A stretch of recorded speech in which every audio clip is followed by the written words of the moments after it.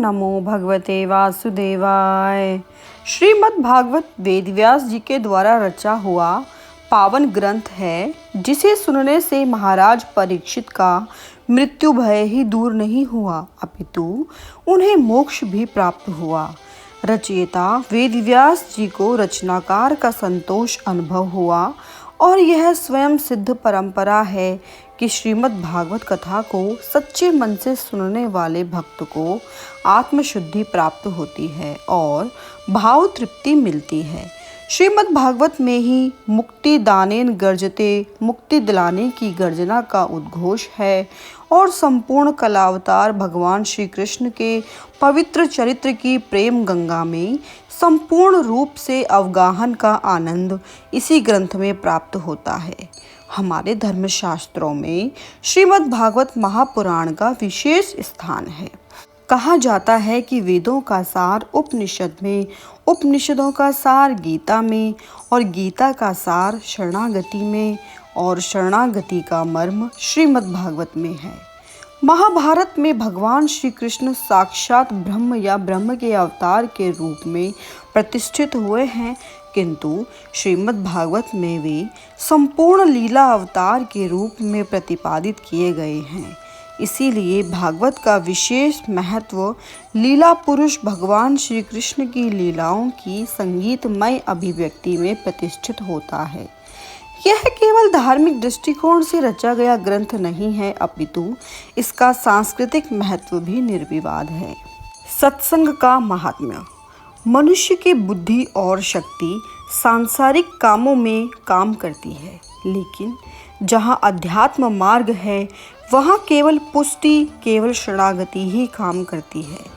सत्संग केवल ईश अनुग्रह है। यह मानव की किसी सत्कृति का फल नहीं है। हम मजूरी करें, मेहनत करें और हमें सत्संग मिले, ऐसा नहीं होता। सत्संग ईश अनुग्रह से ही मिलता है। यहाँ कोई जानकर व्यक्ति, कोई ज्ञानी व्यक्ति अज्ञानी व्यक्ति को कुछ उपदेश देने के लिए आए हैं, यह भाव कोई ना रखे। मैं भी श्रोता हूँ, मैं भी तुम्हारे समान नीचे बैठा हूँ, बोलता तो न कौन जाने। किसी की ताकत नहीं कि श्रीमद् भागवत पर बोल सके। एक महात्मा ने कहा कि इस धरती को हम कागज बनाएं तो भी भागवत गुण नहीं गा सकते।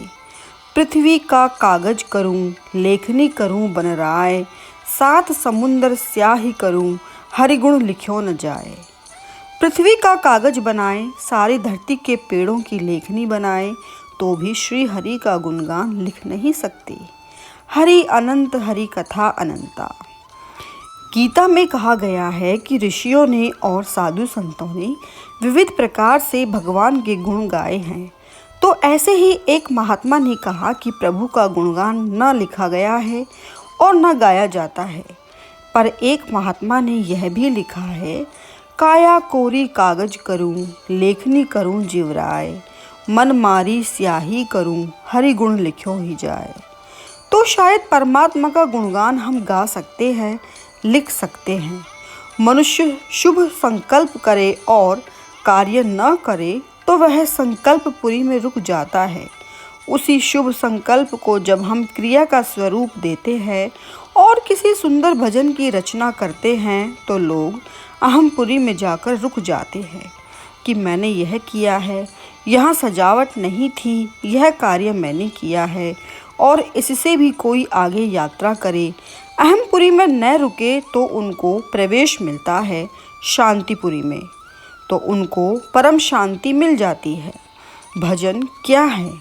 भगवती श्रुति कहती है कि भगवान विष्णु का भजन करना ही भजन है, और यह ज्ञान यज्ञ भी तो एक प्रकार का यज्ञ है।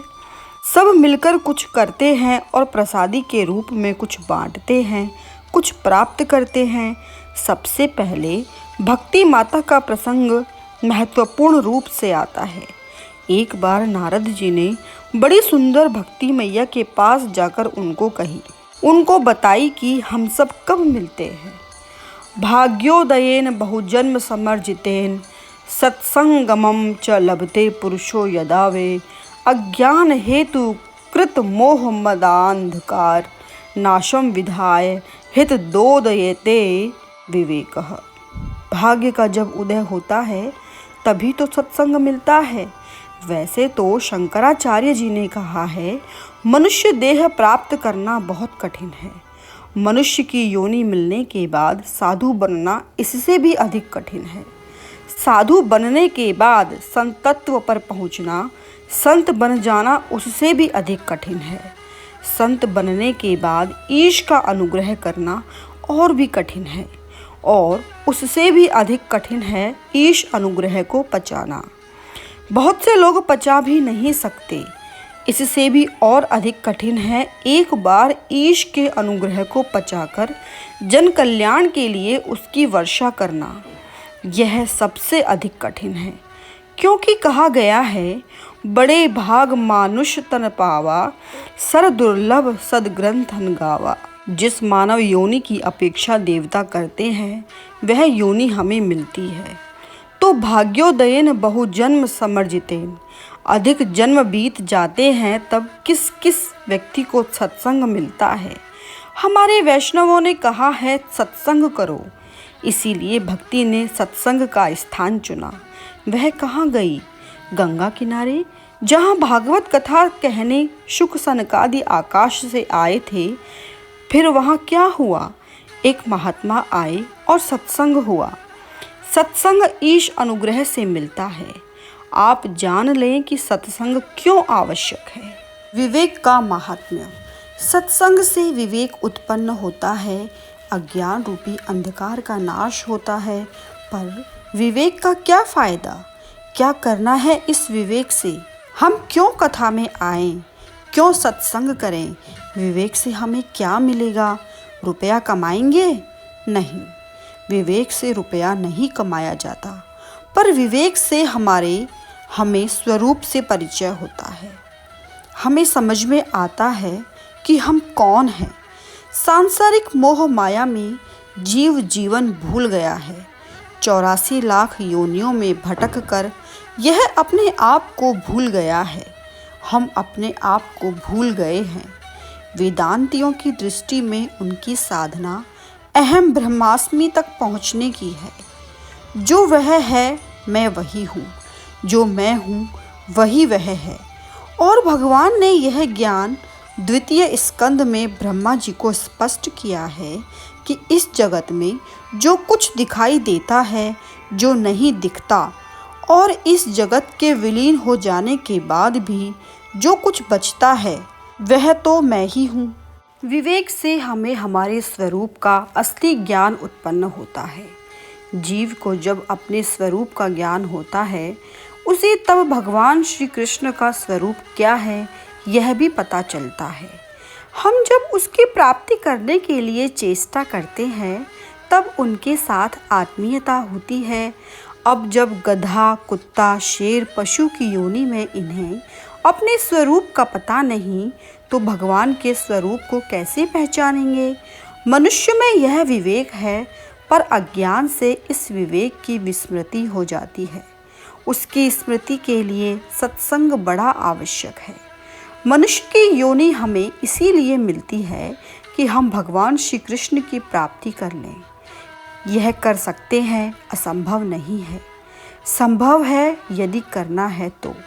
देखो, प्राकृत दृष्टि से छोटा बालक हो और माँ को कोई अगस्त्य काम करना हो तो बच्चे को कुछ खिलौना देकर काम करेगी। यदि बच्चे का मन खिलौने में लग गया तो माँ अपना काम निपटा लेगी, क्योंकि बच्चा खेल रहा है।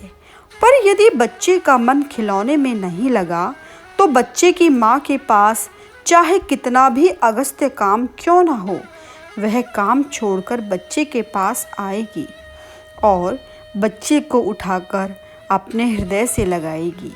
वह काम छोड़ देगी, माँ ज़रूर आएगी। ओम नमो भगवते वासुदेवाय।